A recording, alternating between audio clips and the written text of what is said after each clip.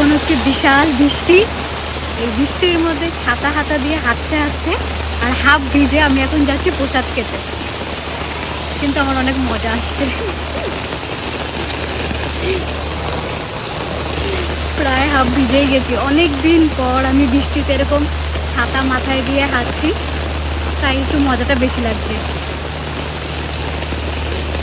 এইখানে আরেক দল লোক প্রসাদ খাওয়ার জন্য ভিজে ভিজে চলে এসছে। আমি তো হাফ ভিজে গেছি।